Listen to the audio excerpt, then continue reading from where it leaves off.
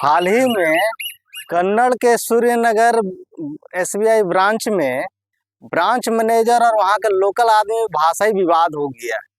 कन्नड़ वाला कह रहा है कि तमिलनाडु में कन्नड़ बोलना ही पड़ेगा, अगर आप कन्नड़ नहीं जानते हैं तो आप यहाँ काम नहीं कर सकते हैं।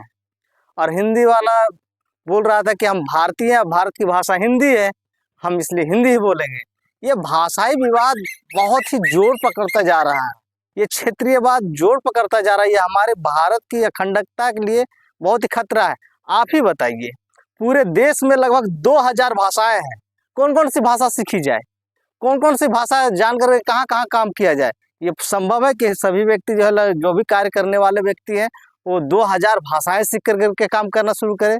एक काम करने, एक भाषा सीखना ही तो कठिन हो जाता है। और उत्तर भारतीयों के लिए दक्षिण भारतीय भाषा सीखना थोड़ा ज़्यादा क्लिष्टकर है। प्रश्न ये इतना ही तक नहीं है, प्रश्न ये भी है कि आपको हिंदी से क्या चिढ़ है। आपको विदेशी भाषा जो इंग्लिश है वो स्वीकार है, लेकिन भारतीय भाषा जो कि जुड़ा हुआ है एक दूसरे से, वो आपको स्वीकार नहीं है।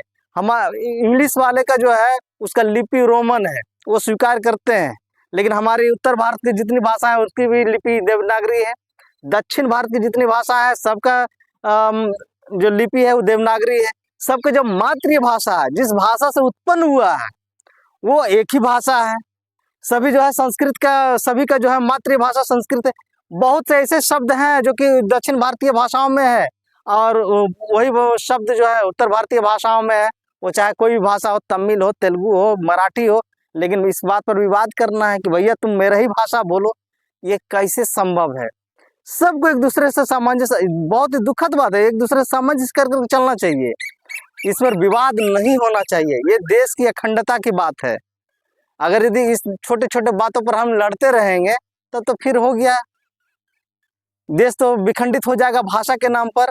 हम कितना लड़े, कभी हम धर्म के नाम पर लड़ते हैं, कभी हम जाति के नाम पर लड़ते हैं, कभी हम भाषा के नाम पर लड़ते हैं। क्या हम लोग आपस में एक साथ रह नहीं सकते हैं?